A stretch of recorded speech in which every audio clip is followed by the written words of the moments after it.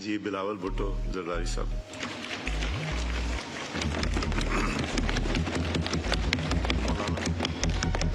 بسم اللہ الرحمن الرحیم. جناب اسپیکر آپ کا شکریہ. میں اپنا آنریبل کولیگز کو جوائن کرنا چاہوں گا. پہلے ہمارے مہمان ایک خصوصی کو ویلکم بھی کرتا ہوں جس نے تلاوت کے ساتھ اس اجلاس کا شروعات کیا. قابل احترام امام صاحب مسجد نبی کا اور میرا دوست میرا بھائی جو سفیر ہے سعودی عربیہ کا، جس کے ساتھ میں نے بڑا کام کیا پچھلی حکومت میں. اس کو بھی ہم ویلکم کرتے ہیں اور ساتھ ساتھ اس پورا ہاؤس کے ساتھ ہمارا پورے قوم اور عوام کی طرف سے میں ارشد ندیم صاحب کو مبارکباد دینا چاہوں گا.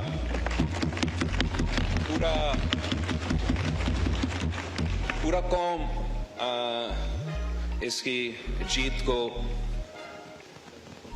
سراہتا ہے، فخر کرتے ہیں کہ جیسے خواجہ صاحب نے کہا، جیسے آپ نے کہا کہ اس نے اپنی محنت کے نتیجے میں جو ناممکن تھا وہ ممکن کر دیا.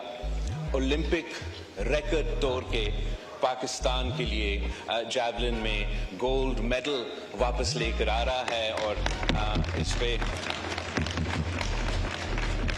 ہم سب فخر بھی کرتے ہیں.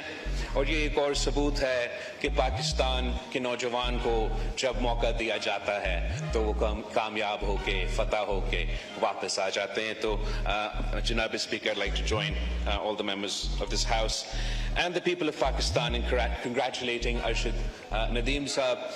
اور میں جو خواجہ آصف صاحب کی بات جہاں ہمارا اسپانسرشپ پیٹرنیج ان ایتھلیٹس کا ساتھ دینا، اس بات پہ میرا خیال میں اس ہاؤس کا کنسنسس ہونا چاہیے کہ ہمیں اپنے بچے جو پاکستان بھر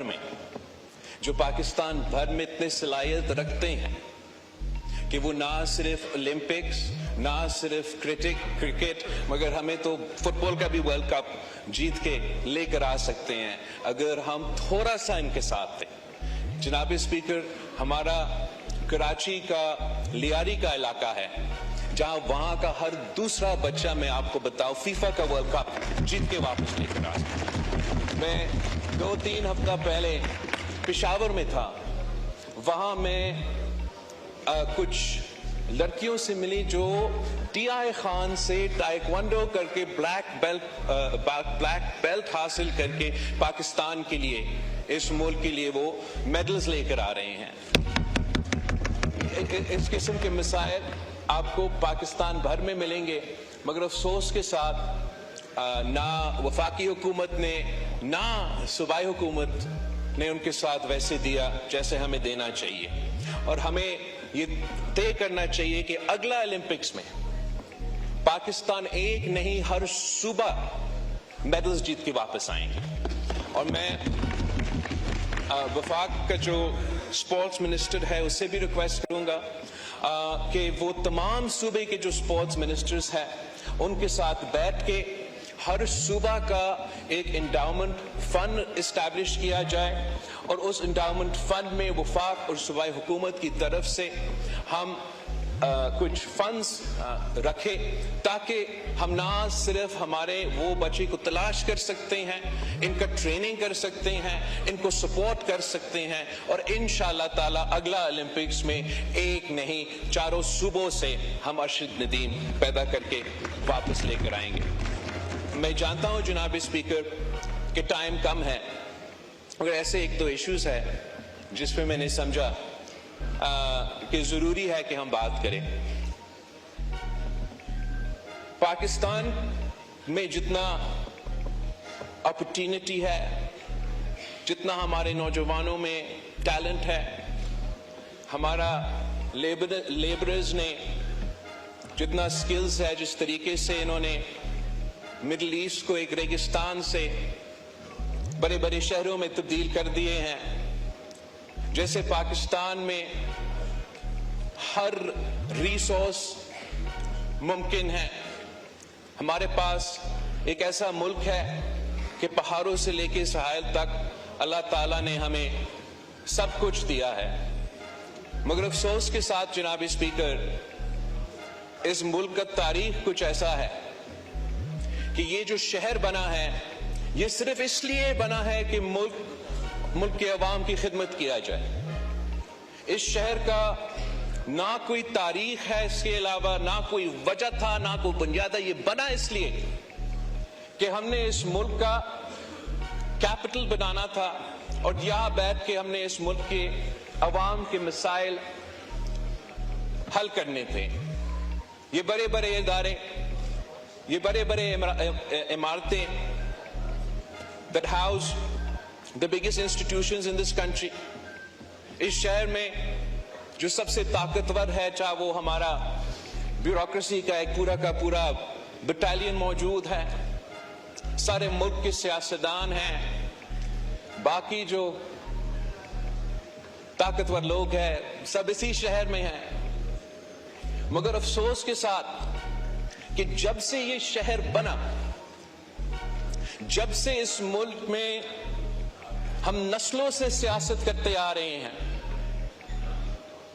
हम जिस काम के लिए हम इधर आते हैं वो हम पूरा नहीं करते। हम यहां पहुंच के साजिशें शुरू कर देते हैं, एक दूसरे के खिलाफ लड़ना को तरजीह देते हैं।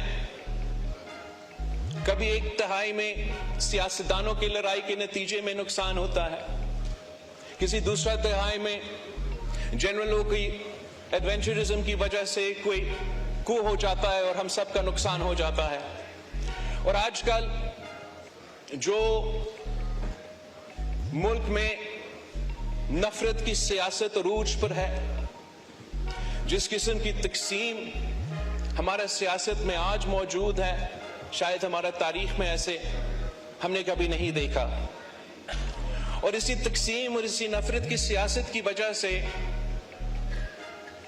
पाकिस्तान के अवाम जो इस वक्त मुआशी बहरान से गुजर रहे हैं, महंगाई, बेरोजगारी, गुर्बत से तंग है, हम नहीं सही तरीके उनका मदद कर सकते हैं। जिस तरीके से मुल्क के चारों कोने में लॉ एंड ऑर्डर के सूरत हाल मुश्किल होता जा रहा है, हम वो मिनिमम बैक कंसेंसस इस हाउस में पैदा भी नहीं कर सकते हैं कि अगर हमने अपने मुल्क का तहफ़्फ़ुज़ करना है, दहशतगर्दों का मुकाबला करना है, अपने अवाम को अमन दिलवाना है, तो क्या करना चाहिए।